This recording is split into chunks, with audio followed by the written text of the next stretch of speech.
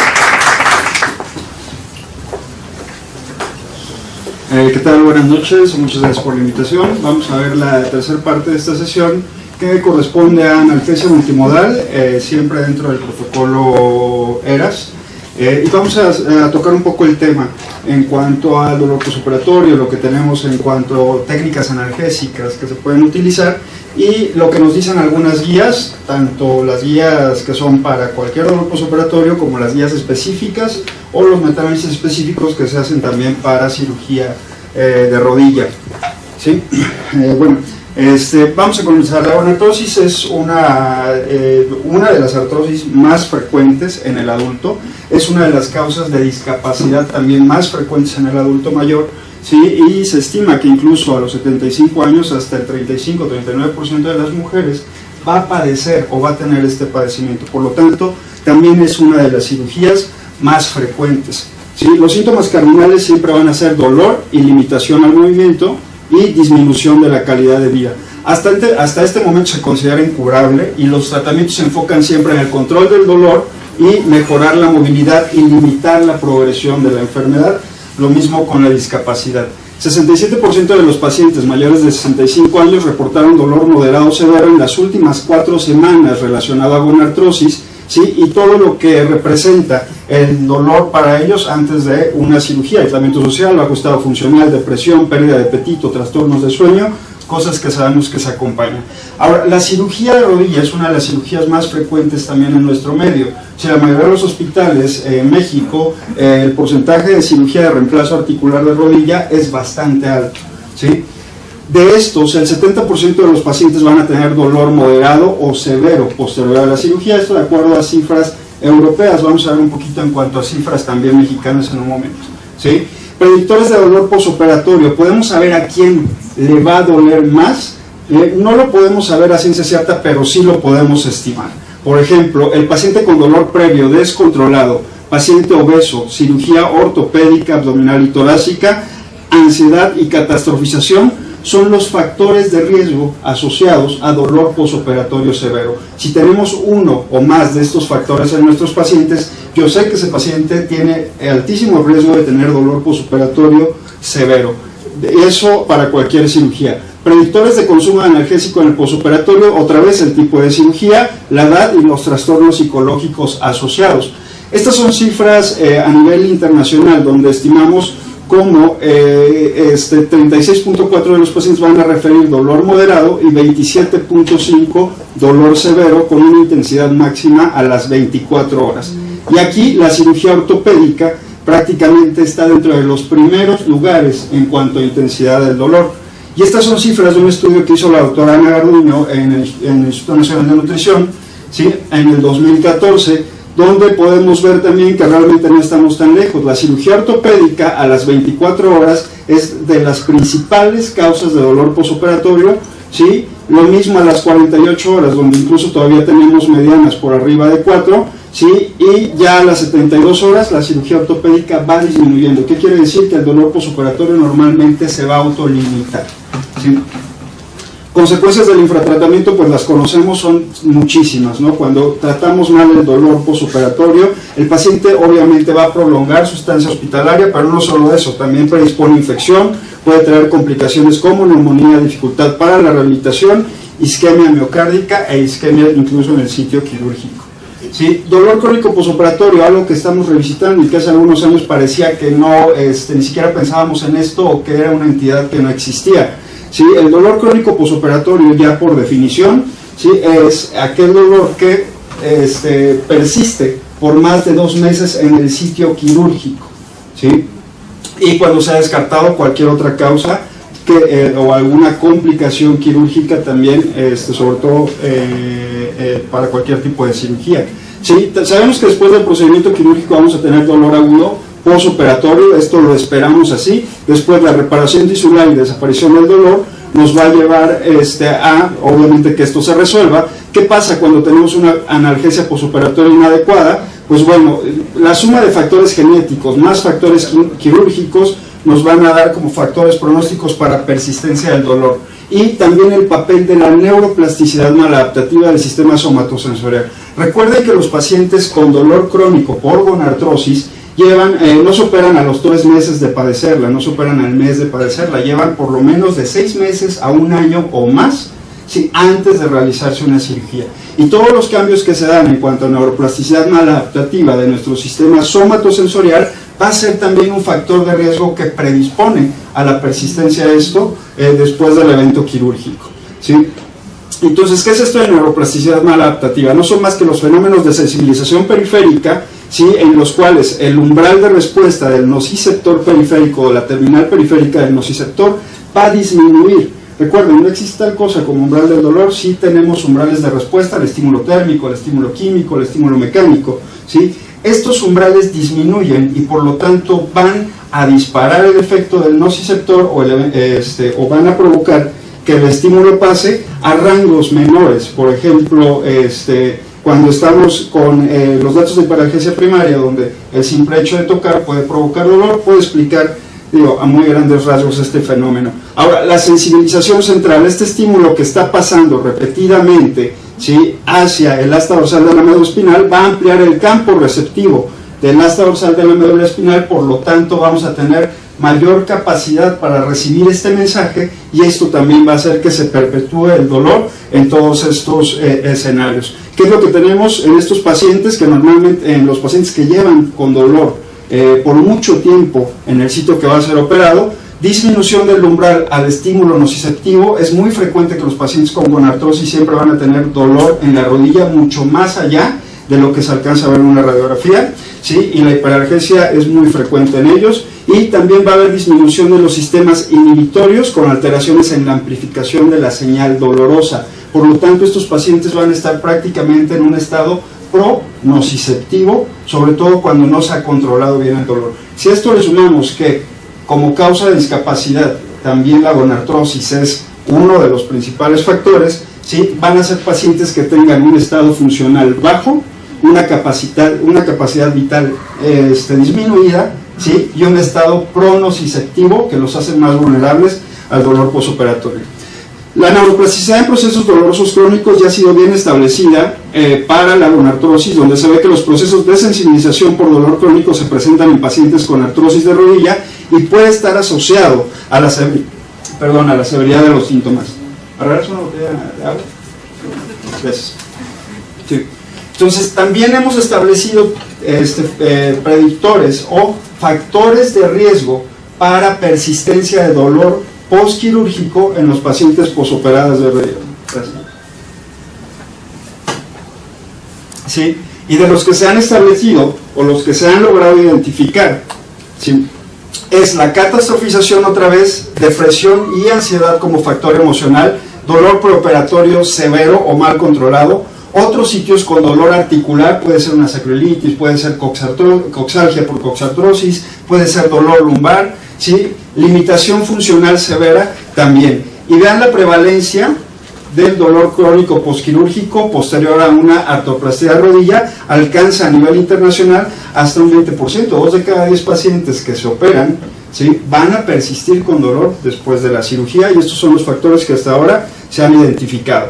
Bueno, un solo esquema que nos ayude a controlar toda esta cascada de eventos, un solo agente, no existe a la fecha, ¿sí?, y muy difícilmente va a existir. Recuerden que de acuerdo al trauma que se realice va a haber una liberación importante de neurotransmisores que va desde serotonina, histamina, prostaglandina E2, bradicimina, interleuquinas, factor de crecimiento neural, y no paramos de contar. Y eso es solamente el primero de los fenómenos que ocurre a nivel de la transducción o a nivel de donde se lleva a cabo la lesión tisular en una cirugía. Entonces, un solo fármaco o una sola herramienta que nos ayude a controlar toda esta cascada de eventos, bueno, es imposible, no existe, ¿sí? Y yo espero que la encontremos pronto. Es por eso que la analgesia multimodal se hace hincapié en este punto y hacemos un repaso de lo que son los procesos del dolor, y eso es lo que va a ser la base para la analgesia multimodal. Tenemos que conocer que se va a llevar a cabo la transducción, la transmisión, la amplificación de la señal, la percepción y simultáneamente la modulación descendente del dolor. Por lo tanto, la analgesia multimodal, ¿qué es lo que va a hacer? Bueno, va a utilizar las herramientas terapéuticas que tenemos a la mano, ¿sí?, y que se van a encaminar a diferentes procesos de la nocicepción, ¿sí? En primer lugar, para disminuir la cantidad o dosis de medicamentos que se van a utilizar, principalmente los opioides, por esto es que se creó, al final de cuentas, ¿sí? Y al mismo tiempo limitar los efectos adversos que se relacionan también a cada una de estas herramientas terapéuticas. Y bueno, ¿con qué contamos a la fecha? Hay inhibidores COX-2, anestésicos locales, opioides, agonistas alfa-2, antagonistas NMDA, neuromoduladores y analgesia regional. Y bueno, cualquiera de estos procesos, siempre y cuando podamos hacer una combinación que actúe en diferentes procesos de la nocicepción, sería justificado, ¿sí?, como un esquema de analgesia multimodal válido, ¿sí? Entonces, ¿qué es la analgesia multimodal? Por definición, una combinación racional de fármacos con diferentes mecanismos de acción sobre el proceso de nocicepción. ¿Con qué objetivo? De que tengan un efecto sinérgico en la analgesia y que se reduzcan los efectos adversos relacionados a cada una de estas herramientas terapéuticas. Ahora, relacionado al protocolo ERAS, hace un momento vimos cómo la fase preoperatoria, la intraoperatoria y la posoperatoria hacen hincapié en esta parte también. Analgesia multimodal. Recuerden, podemos hacer una fase preoperatoria perfecta en cuanto a la educación, en cuanto a la nutrición, en cuanto a la alimentación. Un intraoperatorio excelso, o sea, podemos dar la mejor anestesia en nuestras vidas en ese momento, pero si fracasa la analgesia que brindamos al paciente, todo el protocolo ERAS se viene abajo. ¿Por qué? Porque va a prolongar la estancia del paciente, porque se va también a asociar a un aumento en la morbilidad del paciente, ¿sí? Por lo tanto, no es que sea lo más importante, cada una por supuesto que tiene su importancia, pero sí, recuerden que una de las cosas que menos podemos controlar es el dolor posoperatorio. ¿Por qué?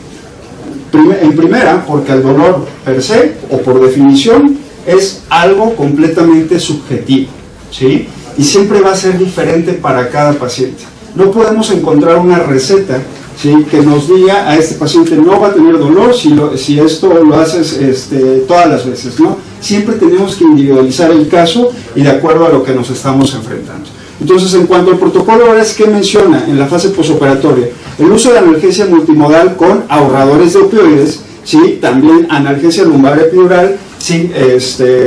Antiinflamatorios, acetaminofén, profilaxis para antiemética, ¿sí? Movilización temprana e iniciar pronto la vía oral, que esa es una de las cosas que también que cambia en relación a guías anteriores y que ahorita vamos a ver. El manejo siempre debe ser individualizado. Y siempre tengo que reconocer cuando me enfrento o en qué situación me encuentro. Por ejemplo, no es lo mismo manejar al paciente sano que manejar al paciente con comorbilidades, o al paciente oncológico, o al paciente que tiene dolor crónico. Siempre tenemos que individualizar el caso. ¿Qué escenarios se pueden presentar? Bueno, el paciente sano regularmente no va a tener una ingesta crónica de medicamentos, no va a tener una comorbilidad que tenemos que digamos que tratar, ¿sí? El paciente con comorbilidades, en cambio, tenemos que establecer si no se va a detectar una falla orgánica debido a la comorbilidad del paciente. El paciente oncológico, por lo regular, con un riesgo tromboembólico elevado y además con múltiples terapias, no solamente analgésicas, sino de tratamiento, y el paciente con dolor crónico, que en este último punto, ¿sí? También cae en un paciente que se va a operar de una artroplastia de rodilla. ¿Por qué? Por lo que les comentaba, no son pacientes que van a tener un periodo prolongado de dolor antes de decidirse a hacer un reemplazo articular, ¿sí? Factores para decidir una intervención terapéutica: siempre las comorbilidades tenemos que tomar en cuenta y las posibles interacciones entre los medicamentos que voy a utilizar en el esquema analgésico. Sí, las insuficiencias orgánicas en aquellos pacientes con comorbilidades, si es nefrópata, si es hepatópata, si es neumópata, si es cardiópata, si es encefalópata, etcétera, etcétera. ¿Por qué? Porque eso también va a modificar mi esquema analgésico, ¿sí? Factores para decidir: riesgos asociados a la cirugía, el riesgo cardiovascular, el riesgo metabólico, el riesgo de lesión renal aguda y la falla respiratoria o el riesgo de falla respiratoria son otra de las cosas que tenemos que establecer antes de decidir un esquema analgésico, ¿sí? En el mejor de los escenarios, bueno, mi paciente tiene un ASA1, un ASA2, no tiene ninguna de este tipo de problemas y bueno, se opera y yo le puedo dar prácticamente la mayoría de los medicamentos, pero no es la realidad. Los pacientes que se operan de rodilla, por lo regular, siempre están rondando de los 40 años en adelante. y la comorbilidad siempre va a ser la regla. Y en estados avanzados la falla orgánica se puede presentar. También así, los riesgos que se asocian a la cirugía, que eso es para cualquiera, los tenemos que tener en cuenta, y sabemos que una artroplastía de rodilla siempre va a ser una de las cirugías con mayor riesgo traumaembólico, ¿sí? ¿Qué nos dicen las guías en general? Bueno, tenemos muchísimas guías para manejo de dolor posoperatorio, y cada uno establece una forma o un esquema o pautas a seguir en el control del dolor posoperatorio. La más reciente es la que sale en el 2016, donde ASA y la Sociedad Americana del Dolor hacen un consenso en cuanto a lo que ellos creen que sería el mejor manejo del dolor posoperatorio, ¿sí? ¿En qué coinciden estas guías de dolor? Si el manejo preoperatorio siempre se debe dar con la visita preanestésica, la educación preoperatoria tanto a pacientes y familiares, reducción oportuna de alteraciones psicológicas cuando las detectamos, ¿sí? Sobre todo ansiedad y catastrofización, y la premedicación que se debe realizar cuando detectamos este tipo de factores. Planeación del abordaje analgésico, identificar factores que influyen en el dolor, ¿sí? Conociendo los factores de riesgo que se asocian a dolor posoperatorio severo. Un equipo multidisciplinario, unidades de dolor agudo, que se encarguen de establecer esquemas analgésicos en el tipo de cirugías que sabemos que van a tener altas intensidades de dolor posoperatorio, ¿sí? Y todas coinciden en el uso de la analgesia multimodal, todas, sin excepción, ¿sí? Y bueno, la analgesia multimodal tiene, o qué podemos hacer, AINE o esteroides que pueden bloquear a nivel de la transducción, bloqueo de canales de sodio y calcio, para los anestésicos locales de sodio, bloqueo para los canales de calcio, y esto principalmente para los gabapentinoides, que van a limitar tanto la amplificación de la señal, ¿sí? Antagonismo NMDA con ketamina, un fármaco que se está revisitando, y que si ustedes revisan las nuevas guías de dolor posoperatorio, en todas mencionan ketamina, ¿sí? En todas, ¿sí? Premedicación del paciente, sobre todo cuando estoy detectando ansiedad, y terapia cognitivo-conductual que va a modificar la percepción del dolor, ¿sí? Y los opioides o anuladores de opioides como acetaminofén o alfa-2 agonistas, que me van a incrementar la modulación del dolor, o van a incrementar o van a ocupar las vías descendentes del dolor para dar una mejor analgesia. Entonces, si se fijan, estamos prácticamente participando de esta forma en todos los procesos de la nocicepción, lo que nos va a permitir utilizar siempre dosis menores de cada herramienta terapéutica sin sacrificar el efecto analgésico, y también vamos a tener una disminución de los efectos secundarios relacionados a estos. Combinaciones analgésicas aceptadas en todas las guías: AINE más paracetamol, opioide más paracetamol, ¿sí? O AINE, ¿sí? Infiltración de herida quirúrgica, o sea, la vía epidural con anestésico local y opioide, analgesia controlada por el paciente con el medicamento o medicamentos que vamos a ver en un momento, y analgesia con bloqueos regionales también. ¿Cómo seleccionamos un AINE? Sí, eso es algo que quiero tocar. ¿Por qué? Porque los AINE normalmente son de las herramientas terapéuticas siempre más utilizadas en este tipo de cirugías, y bueno, en algunas ocasiones podemos encontrar no solo uno de estos, sino hasta 2, 3, bueno, una vez yo llegué a encontrar hasta 4 AINE en una misma indicación para el control del dolor, cosa que ya está proscrita, ¿sí? No podemos bloquear la misma vía 2 veces, y también tenemos que seleccionar de acuerdo a las características de mi paciente, siempre identificar alergias, comorbilidades, insuficiencias o fallas orgánicas, el riesgo relacionado al tipo de cirugía y riesgo relacionado a enfermedad de base. No utilizar combinaciones como AINE más dexametasona, que puede ser controversial, sin embargo no está recomendado porque aumenta el riesgo de sangrado del tubo digestivo.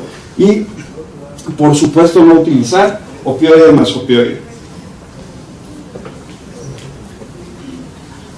Sí, siempre tenemos que recordar que no tenemos tantos estudios en cuanto a equipotencias entre los antiinflamatorios o entre la potencia analgésica de los antiinflamatorios. Lo que sí tenemos es en cuanto a su selectividad hacia COX-1 o selectividad hacia COX-2, y también esto se va a relacionar con el riesgo que nos va a dar cada uno de estos. Por ejemplo, analgésicos no selectivos o que tienen una mayor selectividad para COX-1 siempre se van a asociar más a un riesgo gastrointestinal elevado. En cambio, los analgésicos que son más selectivos hacia COX-2 siempre se van a relacionar más a riesgo cardiovascular. De hecho, es una contraindicación un antiinflamatorio no esteroideo, ya sea selectivo o no selectivo, en un paciente recién infartado, por ejemplo, o en un paciente con un riesgo tromboembólico elevado. Por lo tanto, también tengo que saber seleccionar qué voy a dar. Por ejemplo, si hay algún antecedente de sangrado de tubo digestivo, una enfermedad acidopéptica, úlcera o factores de riesgo para sangrado de tubo digestivo, por supuesto que no voy a usar un COX-1. Y también, por lo tanto, si tengo un riesgo tromboembólico elevado, el más selectivo hacia COX-2 no sería mi mejor opción. ¿Sí? Ese es otro punto también. Si cómo seleccionar un opioide, también esto es muy importante. Siempre relacionamos a los opioides con efectos secundarios, pero bueno, también tenemos que conocer que esto es dosis dependiente, ¿sí? Y que por supuesto el efecto secundario cuando administra un opioide por lo regular va a ser la regla. Hasta un 80% de los pacientes que nunca han consumido un opioide en su vida van a presentar un efecto secundario relacionado a esto posterior a la primera administración. Entonces, ¿qué es lo primero que tengo que hacer? Identificar ingesta previa de opioides. ¿Por qué? Porque si es un paciente que ya tiene una ingesta previa crónica de opioides, tengo que hacer una rotación para su manejo y establecer una pauta también dependiendo de esto. Anticipar efectos adversos relacionados, profilaxis antiemética, tratamiento de estreñimiento asociado. Utilizar el opioide adecuado a la dosis más baja posible, ¿sí? Utilizar siempre que podamos un ahorrador de opioide, ¿sí? Y la combinación opioide más paracetamol más AINE es sinérgica, ¿sí? Es una combinación sinérgica y que podemos utilizar. Uno no excluye al otro. Conocer también los factores de quienalgesia opioide en este tipo de pacientes, sobre todo los pacientes que ya tienen un consumo crónico previo, ¿sí? Para poder dar un mejor manejo. Ahora, indicaciones específicas para manejo analgésico posterior a una artroplastia de rodilla, ¿sí? La guía de APS-ASRA del 2016 hace un punto o establece un punto donde para una artroplastia total de rodilla recomiendan el uso de opioides, de antiinflamatorios, gabapentina o pregabalina, que esto también ya cada vez está reuniendo mayor evidencia, y también ketamina intravenosa. Infiltración intraarticular o técnicas tópicas, sobre todo la infiltración intraarticular, que aquí la recomiendo en esta guía. Yo de repente no estoy tan de acuerdo. A veces a mí me parece que la infiltración en el sitio quirúrgico es un bloqueo de nervios geniculares o de ramas articulares a ciegas, ¿sí? Entonces, porque estamos metiendo una aguja por todos lados, donde por supuesto que van a pasar ramas articulares. Para mí, una infiltración en el sitio quirúrgico es un bloqueo de nervios articulares a ciegas, ¿sí? Por lo tanto, tal vez deberíamos de evitarlo. También por el sitio específico, y es aquí donde vienen todas las técnicas regionales que ya comentaba la doctora Torres hace un momento, ¿sí? Bloqueo de canal aductor, bloqueo IPAC, bloqueo femoral, ¿sí? Bloqueo de fascia láctea, que son estrategias analgésicas también con suficiente evidencia para poder utilizarlas. Si vamos a usar técnicas neuroaxiales, ¿sí? Vamos a hacer combinaciones de anestésico local con o sin opioide, ¿sí? A nivel o por vía epidural, ¿sí? O también hay otras recomendaciones, para una dosis única de morfina intratecal, aunque las dosis, para serles honestos, en mi experiencia personal yo nunca utilizo más de 100 microgramos intratecal, sobre todo cuando voy a combinar con otras estrategias analgésicas y sin sacrificar efecto terapéutico. 200 microgramos en pacientes o en población mexicana no tiene mucho que ver con farmacocinética, pero sí se presentan con mucha frecuencia los efectos secundarios que están relacionados. Las terapias cognitivas o las modalidades cognitivas, la terapia cognitivo-conductual y la aplicación de TENS son otro tipo de alternativas también para la analgesia. Sí, este metaanálisis que hace rato también mencionaba la doctora en cuanto a la analgesia epidural y que revisa todas las estrategias analgésicas que se pueden utilizar para una artroplastia total de rodilla, vamos a hacer hincapié nada más en lo que recomiendan en cuanto a los fármacos y qué fármacos recomiendan. Por ejemplo, paracetamol, ¿sí? De 1 gramo cada 6 horas. ¿Sí? Yo no lo recomiendo, la verdad, de rebasar de 3 gramos en un día, esto por razones de seguridad, ¿sí? Celecoxib, hasta 400 miligramos desde el primer día, desde que el paciente ya puede regresar a la vía oral, puede ser una buena estrategia siempre y cuando este paciente ya tenga tromboprofilaxis. Recuerden que los COX-2 también están asociados a un aumento del riesgo tromboembólico, ¿sí? Ibuprofeno, naproxeno, ketorolaco también son otra de las estrategias que mencionan, ¿sí? No carecen, el único que carece de riesgo cardiovascular en este punto sería el naproxeno, o el único que no ha demostrado una relación positiva con el incremento del riesgo cardiovascular. Ibuprofeno, ya lo sabemos ahora, a dosis después del Warning Box que salió el año pasado por la FDA, ¿sí? Que sabemos que a dosis altas tiene el mismo potencial tromboembólico, ¿sí? Que cualquier otro fármaco, incluso que los COX-2. Ketorolaco, bueno, el riesgo de gastrolucididad asociado al ketorolaco también ya es bien conocido, es por eso individualizar a nuestro paciente, ¿sí? Si mi paciente no tiene riesgo de sangrado de tubo digestivo y estoy dando gastroprotección con un inhibidor de bomba de protones, por supuesto que puede ser una buena opción. Sí, lo que me llamó la atención es que, por ejemplo, ellos recomiendan dosis desde 15 miligramos cada 6 horas, desde 15 miligramos, no llegar hasta 30, y recuerden que ya la dosis tope para este fármaco son 90 miligramos, ¿sí? Cosas que en México, por ejemplo, todavía tenemos el límite hasta 120 miligramos, ya cuando Estados Unidos ya lo limita a no más de 90 miligramos al día. Otros fármacos acá que a mí me llamaron también mucho la atención en cuanto a su uso y que estamos revisitando un viejo conocido, o sea, ketamina. Yo recuerdo que cuando estaba haciendo la residencia, mis maestros me enseñaban a utilizar ketamina, ¿no? Después viene un momento en que se sataniza su uso de cierta forma, y al grado de que últimamente no lo encontramos por acá, y resulta que todas las guías internacionales están hablando de ketamina para el manejo del dolor postoperatorio, ¿sí? Y puede ser una buena opción. Las dosis recomendadas aquí son de 0.15 a 0.3 miligramos por kilo intravenoso en dosis única en el transoperatorio previo a la incisión, y también hay quien maneja como infusión, lo que se debe mantener una infusión a dosis bajas las primeras 24 horas. Para gabapentina y pregabalina, mucho se ha hablado de esto en cuanto a analgesia preventiva, ¿sí? O su uso en analgesia preventiva. La realidad es que todavía falta evidencia para saberlo como si va a disminuir el dolor postoperatorio. Sin embargo, tienen muchos estudios prometedores, sobre todo para disminuir la hiperalgesia en las primeras 24 a 48 horas, ¿sí? Cuando se utilizan en dosis única previo a la cirugía. ¿Cuál es la principal limitante de esto?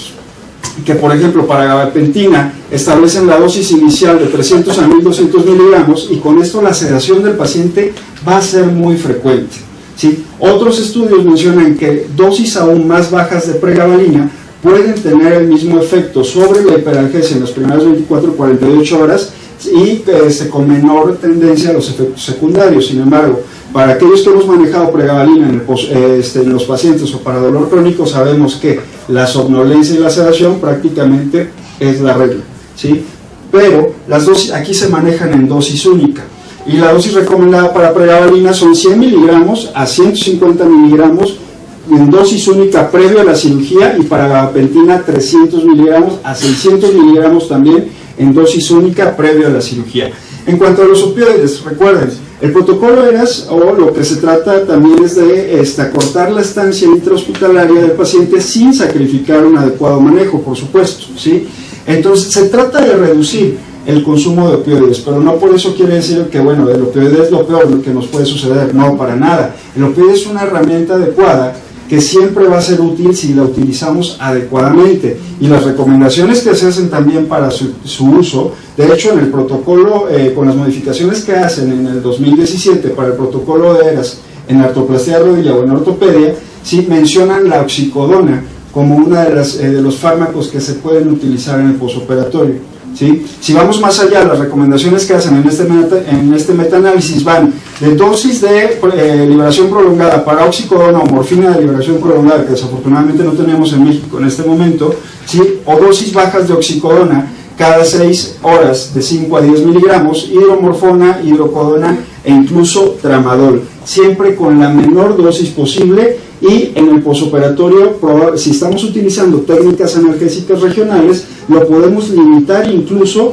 solo como rescate de la terapia analgésica. ¿Por qué? Porque mi base analgésica, o mi terapia base analgésica, va a ser la analgesia regional, ya sea un catéter epidural o ya sea un catéter regional, en canal aductor o en nervio femoral. Entonces, son estrategias que podemos implementar, y el opioide solamente va a jugar un papel en el rescate de la terapia analgésica y ya no va a ser mi base de analgesia para este paciente, ¿sí? Recomendaciones que hacen para su manejo: en el preoperatorio, paracetamol, 1 gramo, ¿sí? Celecoxib hasta 400 miligramos al día, ¿sí? Y podemos considerar gabapentina 600 miligramos o pregabalina 100 miligramos. Oxicodona, si el paciente tiene dolor, de 5 a 10 miligramos. Oxicodona sí es un fármaco con el que contamos en México. En el intraoperatorio, ¿sí? Anestesia espinal con sedación, es lo que prefieren, ¿sí?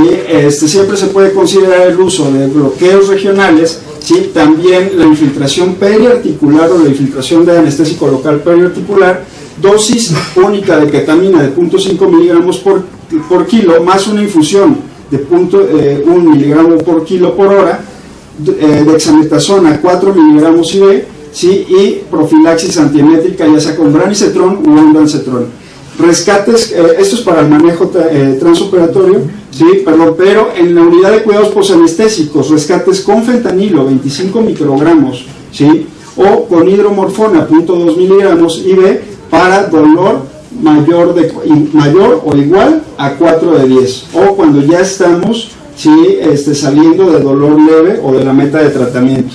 Ketamina 10 miligramos IV, dosis única, ¿sí? O también como rescate a la terapia analgésica, ¿sí? Y oxicodona como otra de las opciones. No vamos a utilizar todas, sino que tenemos cada una de estas opciones, ¿verdad? ¿Sí? Ya para los cuidados en piso, otra vez, un esquema con acetaminofén 1 gramo cada 6 horas, que es lo que ellos recomiendan. Yo la realidad es que he tenido buenos resultados cuando lo utilizo cada 8 horas, ¿sí? Ketorolaco 15 miligramos cada 6 horas, ¿sí? O cualquier otro AINE. Siempre aquí no nos vamos a casar con uno solo y no lo vamos a utilizar de receta, vamos a seleccionar el AINE de acuerdo a los antecedentes de mi paciente.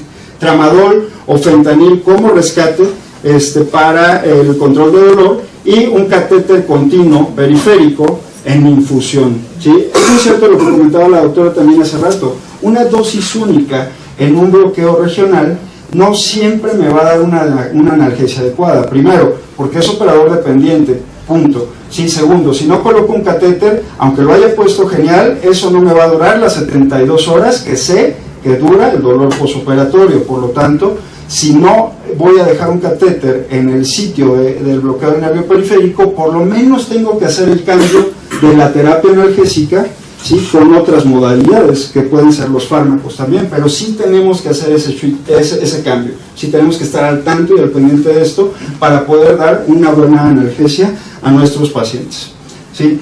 Para concluir, la analgesia multimodal, y eso es algo que por lo regular comento con la gente que llega a estar conmigo en sala, empieza desde la visita preanestésica, como identificando factores de riesgo del paciente, ¿sí? Identificando comorbilidades, identificando factores de riesgo para el dolor posoperatorio y estableciendo ya un esquema analgésico posterior, ¿sí? Considerar premedicación con ansiolíticos en el preoperatorio, siempre lorazepam 1 o 2 miligramos previo a la cirugía. Bueno, quien no entra ansioso en la cirugía, ¿no? Es prácticamente todos los que van a entrar a un quirófano en algún momento pueden tener miedo, ¿sí? Si esto ya constituye un problema para el paciente, tenemos que premedicar, tenemos que manejar esa ansiolisis, y si lo detectamos como un trastorno, ¿sí? Por medio de cuestionarios de tamizaje, como el cuestionario de Beck, si también podemos interconsultar al especialista en su manejo, ¿sí? Previo a una cirugía, por supuesto, eso siempre va a tener una mejor evolución el paciente. Si el paciente tiene dolor, tenemos que implementar analgesia desde antes de la cirugía, no tenemos que esperar hasta que ya esté en el posoperatorio. Intervenciones en el transoperatorio, infiltraciones de herida quirúrgica, determinar tipo de analgesia de acuerdo al tipo de cirugía y determinar agentes analgésicos de acuerdo a características del paciente. Y para el posoperatorio, evaluar el manejo analgésico y ajustar dosis. Tenemos que recordar que esto siempre va a ser bastante dinámico. Yo puedo idear un esquema analgésico desde que conocí al paciente en el preoperatorio, ¿sí? Sin embargo, mi esquema analgésico puede fracasar, ¿sí? O no puede estar llegando a las metas que necesito. Por lo tanto, el proceso siempre debe de ser dinámico. Casarnos con medicamentos de uso transdérmico en las primeras horas del posoperatorio, a mí en lo particular me parece un error. ¿Por qué? Porque es muy poco versátil su uso, ¿sí? con algo que yo sé que probablemente tenga que modificar en las primeras horas si no estoy teniendo un buen resultado. Entonces la reevaluación del dolor debe de ser cada 4 a un máximo de cada 8 horas. Mantener comunicación entre servicio tratante y anestesiología, y casos complejos o refractarios deben ser atendidos por las clínicas de dolor o unidades de dolor agudo si nuestro hospital cuenta con esta. Considerar el dolor como quinto signo vital, esto hace rato que ya salió, sí, y conocer y manejar complicaciones del uso de todas nuestras herramientas terapéuticas, ¿sí? Pues bueno, pues muchas gracias y con esto concluyo.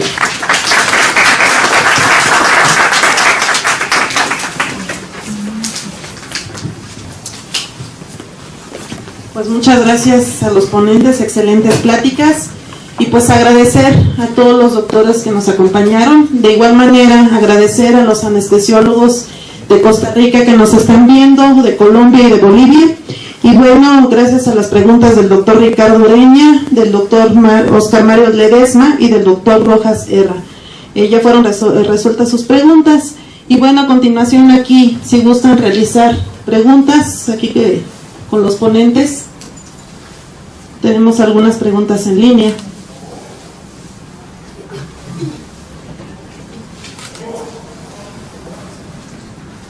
Bueno, para empezar tenemos muchas felicitaciones por parte de compañeros anestesiólogos que nos están viendo en línea. La doctora Marce, excelentes charlas.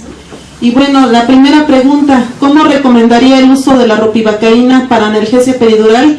¿En qué concentración sin contar con una bomba? Que no entiendo ahí. Perdón.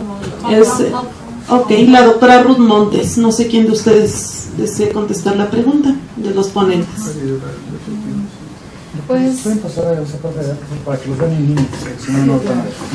Si gustan pasar, por favor, muchas gracias.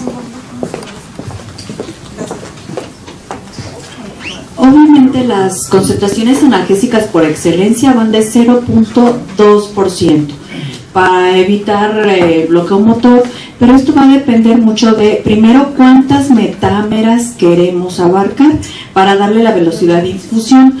Si yo quiero abarcar 3 metámeras lumbares que corresponden entre 1.9 a 2.3 mililitros por metámera, tengo que hacer una infusión ya sea de 5 mililitros hora o 7 o 10 mililitros hora.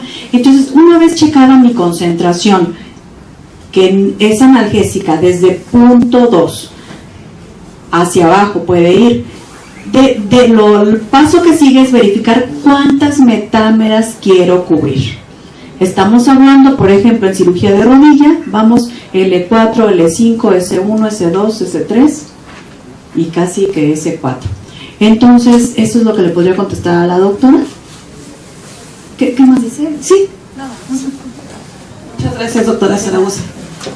Bueno, muchas felicitaciones. Y la siguiente pregunta de la doctora Marta Nava, que en este tipo de cirugía recomienda el uso de sulfato de magnesio. ¿A qué dosis? ¿A qué dosis?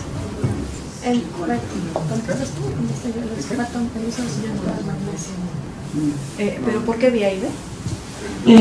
Sí. Sí, yo con vía IV. Muchas gracias, doctor. Bueno, la dosis habitual es de 10 miligramos por kilo, sin embargo, yo la verdad de manejo de dolor postoperatorio no tengo mucha experiencia con el uso de sulfato de magnesio, no lo utilizo, es la realidad. Sí, pero bueno, las dosis que manejamos habitualmente en otros contextos, sobre todo en transoperatorios, sería 10 miligramos por kilo IV. Sin embargo, no, tampoco en las guías no lo manejan como como una herramienta no adecuada para el manejo del dolor postoperatorio. Pero bueno, siempre el que no haya evidencia no quiere decir que no sirva, ¿no? Simplemente que no se ha investigado lo suficiente.